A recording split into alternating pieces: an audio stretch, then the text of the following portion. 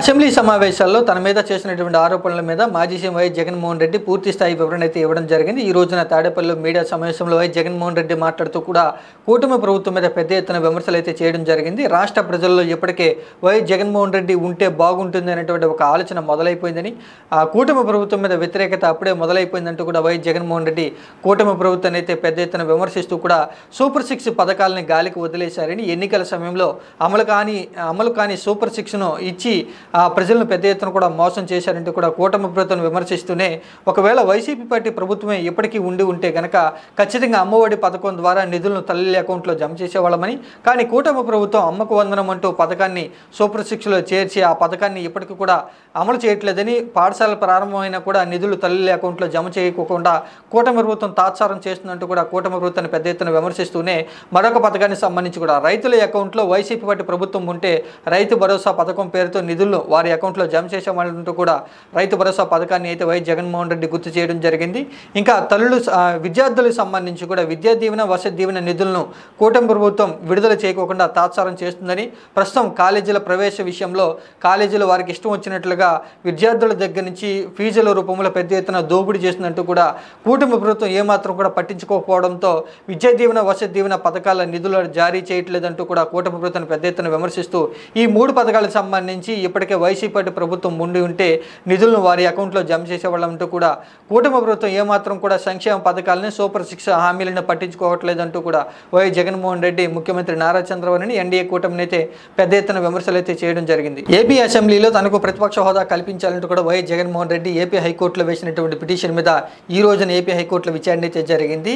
విచారణ సందర్భంగా వైఎస్ జగన్మోహన్ రెడ్డికి వైసీపీ పార్టీకి ప్రతిపక్ష హోదా కల్పించాలంటూ జగన్ తరపున లాయర్లు అయితే హైకోర్టు దృష్టికి అయితే తీసుకురావడం జరిగింది. విచారణ సందర్భంగా అడ్వకేట్ జనరల్ ఈ పిటిషన్ మీద కౌంటర్ దాఖలు చేసేందుకు, వాదనలు వినిపించేందుకు మరికొంత సమయం కావాలంటూ కూడా హైకోర్టు న్యాయమూర్తి దృష్టికి తీసుకురాగా ఈ కేసును వచ్చే మంగళవారానికి వాయిదా వేస్తున్నట్లుగా హైకోర్టు అయితే నిర్ణయం తీసుకోవడం జరిగింది. ఇటీవల ముగిసినటువంటి సార్వత్రిక ఎన్నికల్లో కేవలం వైసీపీ పార్టీకి 11 సీట్లే రావడంతో ప్రతిపక్ష హోదా అయితే కోల్పోవడం జరిగింది. అయితే వైసీపీ పార్టీకి అసెంబ్లీలో ప్రతిపక్ష హోదా కావాలంటూ కూడా వైఎస్ జగన్మోహన్ రెడ్డి ఇప్పటికే ఏపీ అసెంబ్లీ స్పీకర్కు ప్రభుత్వానికి అయితే లేఖ రాయడం జరిగింది. 11 సీట్లే రావడంతో వైఎస్ జగన్మోహన్ రెడ్డికి ప్రతిపక్ష హోదా ఇచ్చేటువంటి అవకాశం ఏమాత్రం కూడా లేదు అంటూ ఏపీ అసెంబ్లీ స్పీకర్ అయితే స్పష్టం చేయడం జరిగింది. అయితే ఎన్డీఏ కూటమి ప్రభుత్వం కూడా ఈ విషయం మీద ఇప్పటికే స్పష్టత అయితే ఇవ్వడం జరిగింది. 18 సీట్లు రావాల్సి ఉండగా వైసీపీ వాటికి కేవలం 11 సీట్లే రావడంతో ప్రతిపక్ష హోదా ఇవ్వలేకపోతున్నామంటూ కూడా ఇప్పటికే ప్రభుత్వం స్పష్టం చేయడంతో వైఎస్ జగన్మోహన్ రెడ్డిని ఏపీ హైకోర్టును ఆశ్రయిస్తూ కూడా తనకి ప్రతిపక్ష హోదా కల్పించే విధంగా ఏపీ అసెంబ్లీ స్పీకర్కు ప్రభుత్వానికి ఆదేశాలు జారీ చేయాలంటూ కూడా వైఎస్ జగన్మోహన్ రెడ్డి హైకోర్టును అయితే ఆశ్రయించడం జరిగింది. ఈ పిటిషన్ మీద వచ్చే మంగళవారం నాడు ఏపీ హైకోర్టు అయితే ఏ విధంగా నిర్ణయం తీసుకోబోతుంది అనేటువంటి విషయం గురించి కొంత సర్వత్రా ఆసక్తి అయితే నెలకొని ఉంది. ఢిల్లీలో ధర్నా నిర్వహించడం ద్వారా వైఎస్ జగన్మోహన్ రెడ్డి ఇండియా కూటమిలో చేరేందుకు ప్రయత్నిస్తున్నారంటూ వార్తలు వస్తున్న నేపథ్యంలో ఈ విషయం గురించి వైఎస్ జగన్మోహన్ రెడ్డి కీలక వ్యాఖ్యలు అయితే చేయడం జరిగింది. ఢిల్లీలో ధర్నా నిర్వహించినప్పుడు తమకు మద్దతుగా ఎవరైతే నిలిచారో వారితో భవిష్యత్తులో స్నేహపూర్వకంగా మెలికేందుకు అవకాశం ఉంది అని, మాకు ప్రస్తుతం జాతీయ స్థాయిలో మద్దతుగా నిలబడిన వారితోనే మేము భవిష్యత్తులో కలిసి ప్రయాణం చేస్తామంటూ కూడా వైఎస్ జగన్మోహన్ రెడ్డి ఈ సందర్భంగా వ్యాఖ్యలు అయితే చేయడం జరిగింది. రీసెంట్గా ఢిల్లీలో వైఎస్ జగన్మోహన్ రెడ్డి ధర్నా నిర్వహించినప్పుడు ఇండియా కూటమిలో ఉన్నటువంటి మిత్రపక్షాలన్నీ కూడా వైఎస్ జగన్మోహన్ రెడ్డికి సపోర్ట్గా నిలవడం జరిగింది. ధర్నాకు సపోర్ట్గా మాట్లాడుతూ ఎన్డీఏ కూటమిని అయితే విమర్శించడం జరిగింది.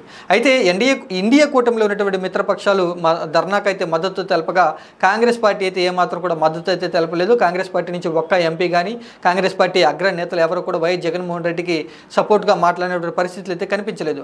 వైఎస్ జగన్మోహన్ రెడ్డి ఇండియా కూటమిలో కాంగ్రెస్ పార్టీతో జతకట్టేందుకు ప్రయత్నం చేస్తున్నారంటూ ఏపీ రాజకీయాల్లో జాతీయ స్థాయిలో కూడా వార్తలు వస్తున్న నేపథ్యంలో వైఎస్ జగన్మోహన్ రెడ్డి స్పష్టంగా కీలక వ్యాఖ్యలు చేస్తూ కూడా ఈ ప్రస్తుతం ఎవరైతే మాకు మద్దతుగా నిలుస్తున్నారో, మా వెంట ఎవరైతే నడుస్తున్నారో వారితోనే మేము భవిష్యత్తులో కలిసి ప్రయాణం చేస్తున్నామంటూ కూడా ఈ సందర్భంగానే రాహుల్ గాంధీ మణిపూర్లో జరుగుతున్నటువంటి హింసాకాండ మీద నోరు విప్పి మాట్లాడేది తప్ప ఏపీలో జరుగుతున్నటువంటి రాజకీయ దాడుల గురించి, హత్యాకాండాలకు సంబంధించి ఎందుకు ఏమాత్రం కూడా రాహుల్ గాంధీ మాట్లాడతలేదంటూ కూడా ఈ సందర్భంగా కాంగ్రెస్ పార్టీని అయితే వైఎస్ జగన్మోహన్ రెడ్డి సూటిగా ప్రశ్నించడం జరిగింది.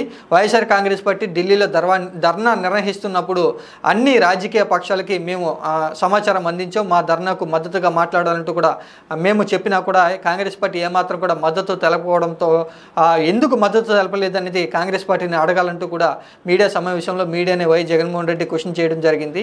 వైఎస్ జగన్మోహన్ రెడ్డి ఈ సందర్భంగా ఇటు ఇండియా కూటమిలో ఇటు ఎన్డీఏ కూటమిలో ఏమాత్రం కూడా చేరట్లేదు, ప్రస్తుతం మేము స్వతంత్ర ప్రతిపత్తిగానే వ్యవహరిస్తున్నామనేటువంటి వ్యాఖ్యల ద్వారా స్పష్టంగా తెలుస్తుంది. ఏపీ ముఖ్యమంత్రి నారా చంద్రబాబు చంద్రబాబు నాయుడు ఈ రోజున అసెంబ్లీ సమావేశాల్లో 2 శ్వేతపత్రాలను అయితే విడుదల చేయడం జరిగింది. ముందుగా అతి ముఖ్యమైనటువంటి రాష్ట్ర ఆర్థిక పరిస్థితి గురించి శ్వేతపత్రాన్ని విడుదల చేస్తూ గత వైఎస్ఆర్ కాంగ్రెస్ పార్టీని పెద్ద ఎత్తున విమర్శలు అయితే చేయడం జరిగింది. గత వైఎస్ జగన్మోహన్ రెడ్డి ముఖ్యమంత్రిగా ఉన్నప్పుడు రాష్ట్రం అప్పుల కుప్పలుగా మారిపోయిందంటూ కూడా ప్రస్తుతం రాష్ట్ర ఆర్థిక పరిస్థితి ఏ విధంగా ఉంది, అప్పులు ఏ విధంగా అనేటువంటి విషయం గురించి రాష్ట్ర ప్రజలకు అసెంబ్లీ సమావేశాల వేదికగా శ్వేతపత్రాన్ని అయితే విడుదల చేయడం జరిగింది. మరొక అంశం గురించి కూడా ఎక్సైజ్ పాలసీ గురించి కూడా ముఖ్యమంత్రి నారా చంద్రబాబు నాయుడు మరొక శ్వేతపత్రాన్ని విడుదల చేయడం జరిగింది. ఇప్పటి వరకు కూడా ముఖ్యమంత్రిగా బాధ్యతలు చేపట్టిన తర్వాత నారా చంద్రబాబు నాయుడు 7 అంశాల మీద శ్వేతపత్రాలను అయితే విడుదల చేయడం జరిగింది. గతంలోనే 4 శ్వేతపత్రాలను విడుదల చేశారు.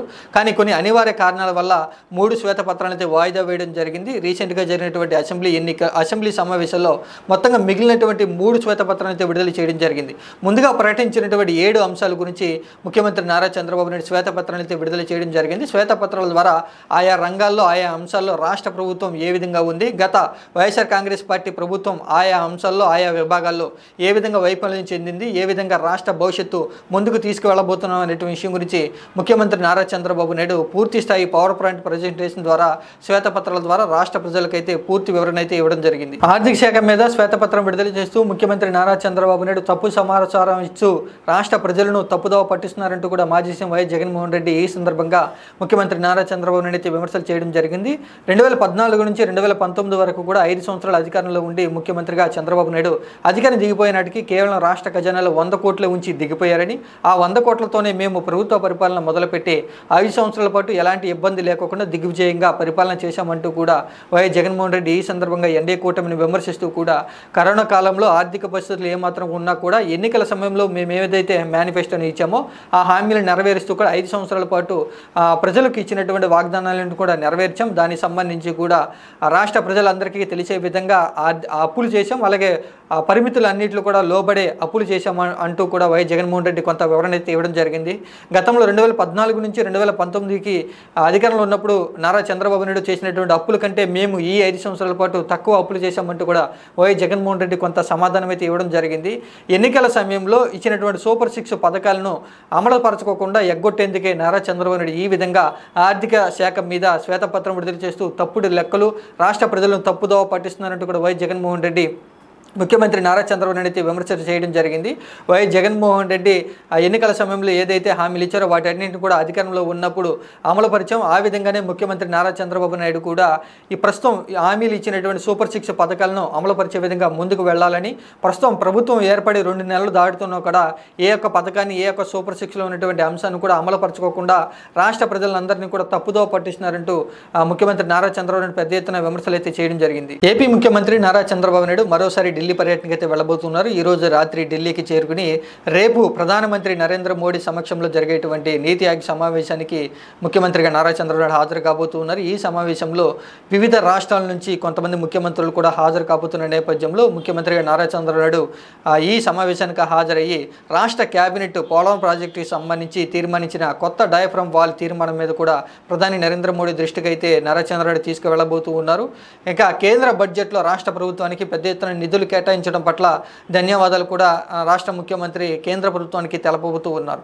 ఇప్పటికే తెలంగాణ ముఖ్యమంత్రి రేవంత్ రెడ్డి నీతి ఆయోగ్ సమావేశానికి బహిష్కరణ చేస్తున్నామంటూ కూడా ఒక ప్రకటన అయితే చేయడం జరిగింది. ఏపీ నుంచి రాష్ట్ర ముఖ్యమంత్రిగా నారా చంద్రబాబు నీతి ఆయోగ్ సమావేశానికి హాజరయ్యి పోలవరం ప్రాజెక్టుకి సంబంధించి తీర్మానం చేసినటువంటి ప్రధాని నరేంద్ర మోడీ దృష్టికి తీసుకువెళ్ళబోతున్నట్లుగా తెలుస్తుంది. మాజీ సీఎం వైఎస్ జగన్మోహన్ రెడ్డి ఢిల్లీలో ధర్నా చేపట్టడం మీద టీడీపీ చెందినటువంటి ఎమ్మెల్సీ యనమల రామకృష్ణుడు పెద్ద ఎత్తున విమర్శలు అయితే చేయడం జరిగింది. వైఎస్ జగన్మోహన్ రెడ్డి రాష్ట్రంలో ఓడిపోయారు కాబట్టి జాతీయ స్థాయిలో ఏదో ఒక కూటమి సపోర్ట్ కావాల్సి ఉంది కాబట్టి జాతీయ స్థాయిలో ధర్నా నిర్వహించి ఇండియా కూటమికి దగ్గరయ్యేందుకు వైఎస్ జగన్మోహన్ రెడ్డి తీవ్రంగా ప్రయత్నాలు చేస్తున్నారు.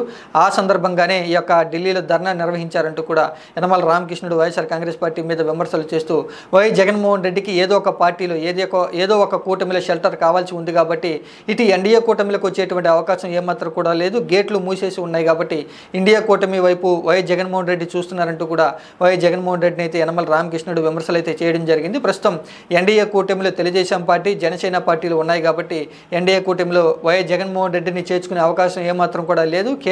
కేంద్రంలో బీజేపీ పార్టీ అధిష్టానం కూడా వైఎస్ జగన్మోహన్ రెడ్డితో సత్సంబాలు కొనసాగించేటువంటి అవకాశం ఏమాత్రం కూడా లేదు. ప్రస్తుతం గతంలో వైఎస్ జగన్మోహన్ రెడ్డితో ఎన్డీఏ కూటమి, బీజేపీ పార్టీ కేంద్ర పెద్దలు కొంత స్నేహంగా మెలిగారు. ప్రస్తుతం ఉన్నటువంటి రాజకీయ పరిస్థితుల్లో ఏమాత్రం కూడా కేంద్ర పెద్దలు వైఎస్ జగన్మోహన్ రెడ్డిని దగ్గరికి రానిచ్చేటువంటి పరిస్థితులు లేదు కాబట్టి సోనియా గాంధీకి, రాహుల్ గాంధీకి ఇండియా కూటమికి దగ్గరయ్యేందుకు వైఎస్ జగన్మోహన్ రెడ్డి తీవ్రంగా ప్రయత్నాలు చేస్తున్నారంటూ కూడా వైఎస్ఆర్ కాంగ్రెస్ పార్టీ మీద యనమల రామకృష్ణుడు పెద్ద ఎత్తున విమర్శలు అయితే చేయడం జరిగింది. ఏపీ అసెంబ్లీ సమావేశాలు నిరవధికంగా వాయిదా అయితే పడ్డాయి. కూటమి ప్రభుత్వం ఏర్పడిన తర్వాత నిర్వహించినటువంటి పూర్తి స్థాయి అసెంబ్లీ సమావేశాలు సోమవారం నుంచి శుక్రవారం వరకు మొత్తంగా 5 రోజుల పాటు సమావేశాలు అయితే జరిగాయి. ఈ 5 రోజుల సమావేశాల్లో రాష్ట్ర ప్రభుత్వం మొత్తంగా 3 బిల్లులకు సంబంధించి ఆమోదం అయితే తెలిపింది. ఇంకా వైఎస్ఆర్ కాంగ్రెస్ పార్టీ ఈ సమావేశాలను తొలి రోజు కాకుండా మిగిలినటువంటి 4 రోజుల పాటు బహిష్కరణ అయితే చేయడం జరిగింది. తొలి రోజు గవర్నర్ ప్రసంగం నేపథ్యంలో వైఎస్ జగన్మోహన్ రెడ్డి, వైఎస్ఆర్ కాంగ్రెస్ పార్టీ చెందినటువంటి 10 మంది ఎమ్మెల్యేలు మొత్తంగా తొలి రోజు సమావేశాలకు హాజరై మిగిలినటువంటి 4 రోజులను అయితే బహిష్కరణ అయితే చేయడం జరిగింది. ఇంకా వైఎస్ఆర్ కాంగ్రెస్ పార్టీకి ప్రతిపక్ష హోదా లేకపోవడంతో వైఎస్ జగన్మోహన్ రెడ్డి ఈ సమావేశాలకు హాజరు కాలేదంటూ కూడా ఈ సమావేశాల సందర్భంగా ఎన్డీఏ కూటమి పెద్ద ఎత్తున విమర్శలు అయితే చేయడం జరిగింది. కేవలం 11 మంది ఎమ్మెల్యేలే ఉండడంతో రాష్ట్ర ప్రభుత్వం వైఎస్ఆర్ కాంగ్రెస్ పార్టీకి, వైఎస్ జగన్మోహన్ రెడ్డికి ప్రతిపక్ష హోదా అయితే కల్పించలేదు. ఇక భవిష్యత్తులో వైఎస్ జగన్మోహన్ రెడ్డి అసెంబ్లీకి వచ్చే అవకాశాలు ఏమాత్రం కూడా లేదంటూ ఎన్డీఏ కూటమి ఈ నేపథ్యంలో విమర్శలు అయితే చేయడం జరిగింది. ఇంకా మొత్తంగా 5 రోజుల పాటు జరిగినటువంటి అసెంబ్లీ సమావేశాల్లో ముఖ్యమంత్రి నారా చంద్రబాబు నాయుడు 3 శ్వేతపత్రాలు అయితే రిలీజ్ చేయడం జరిగింది.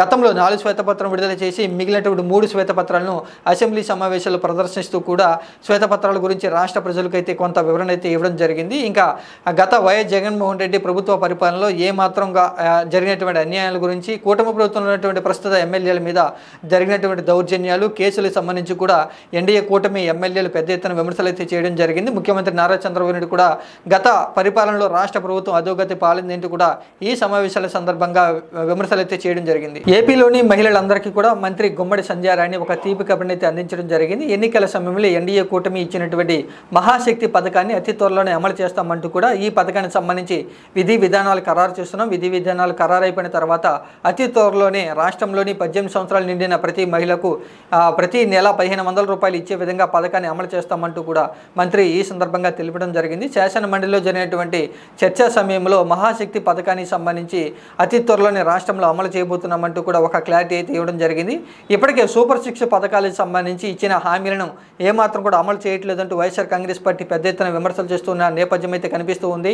అమ్మకు వందనం పథకానికి సంబంధించి ఎప్పుడు అమలు చేస్తారంటూ కూడా వైసీపీ పార్టీ విమర్శలు అయితే చేస్తూ ఉంది. ఇంకా మహిళలకు ఇచ్చినటువంటి మరొక పథకం ఉచిత గ్యాస్ సిలిండర్ పథకానికి సంబంధించి కూడా ఎప్పుడు అమలు చేస్తారంటూ కూడా వైఎస్ఆర్ కాంగ్రెస్ పార్టీ విమర్శలు చేస్తూ ఉంది. ఉచిత బస్సు ప్రయాణం కూడా ఎప్పుడు అమలు చేస్తారంటూ కూడా వైఎస్ఆర్ కాంగ్రెస్ పార్టీ పెద్ద ఎత్తున విమర్శలు చేస్తున్న నేపథ్యంలో మంత్రి గుమ్మడి సంధ్యారాణి మహాశక్తి పథకానికి సంబంధించి 18 సంవత్సరాలు నిండిన ప్రతి మహిళకు నెలకు 1500 అందజేస్తాము, అతి త్వరలోనే ఈ పథకం ప్రారంభించబోతున్నామంటూ కూడా ఏపీ ప్రజానీకానికి సంబంధించి ఏపీలోని మహిళలందరికీ కూడా ఒక శుభవార్త చెప్పారని చెప్పుకోవచ్చు. మంత్రి నారా లోకేష్ గత వైఎస్ఆర్ కాంగ్రెస్ పార్టీ ప్రభుత్వం మీద పెద్ద ఎత్తున అసెంబ్లీలో విమర్శలు అయితే చేయడం జరిగింది. ఇప్పటికే నాడు నేడు పథకంలో పెద్ద ఎత్తున వైఎస్ఆర్ కాంగ్రెస్ పార్టీ నిధులు పక్కదారి మళ్లించిందని, నాడు నేడు పథకంలో కాంట్రాక్టర్లకు నిధులు మళ్లించేందుకే ఆ పథకాన్ని తీసుకొచ్చారు తప్ప ప్రభుత్వ పాఠశాలకు ఏమాత్రం కూడా ఉపయోగం లేదంటూ ఇప్పటికే విమర్శలు చేసిన నేపథ్యంలో మరొక పథకానికి సంబంధించి కూడా మంత్రి నారా లోకేష్ గత వైఎస్ఆర్ కాంగ్రెస్ పార్టీ ప్రభుత్వాన్ని అయితే విమర్శలు చేయడం జరిగింది.